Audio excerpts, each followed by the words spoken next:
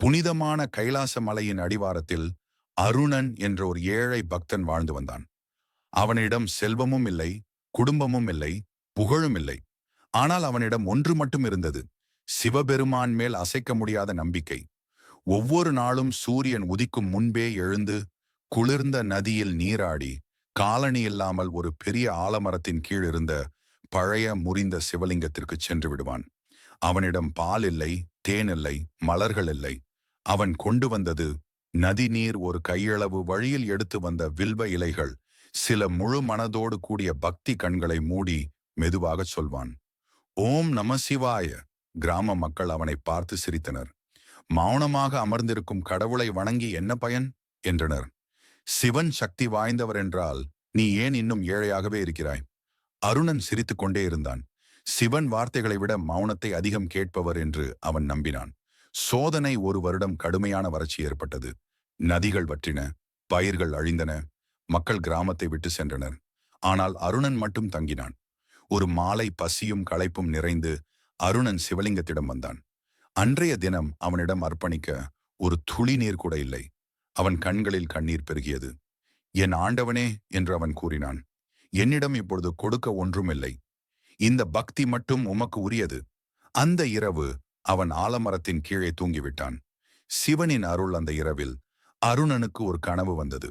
வெள்ளை ஒளியில் மூடப்பட்ட சிவபெருமான் தோன்றினார். அவரின் நெற்றியில் சந்திரன் ஒளிர்ந்தது, கழுத்தில் நாகம் அசைந்தது. சிவன் மென்மையாகச் சொன்னார், அருணா, நீ எனக்கு எதையும் தரவில்லை என்று நினைக்காதே.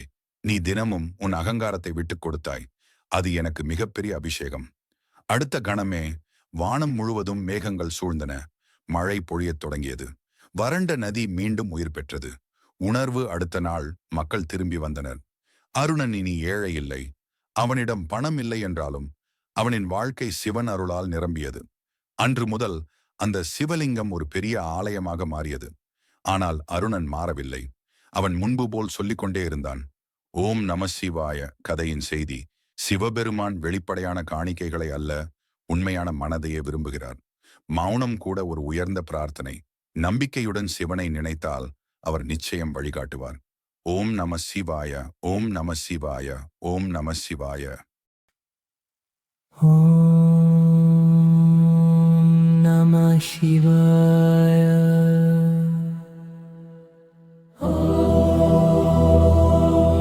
நம சிவாய. ஓம் நம சிவாய. ஓம் நம சிவாய. ஓம்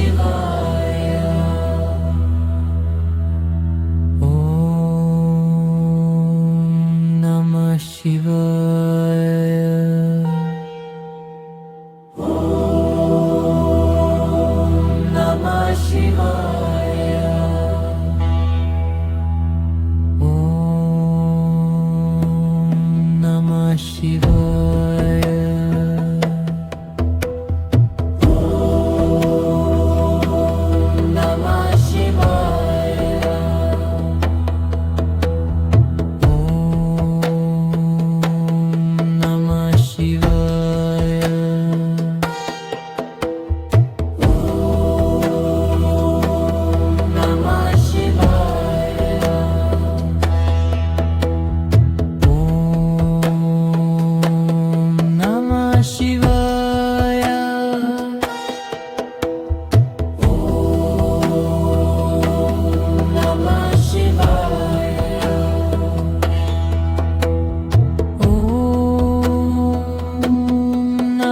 Shiva.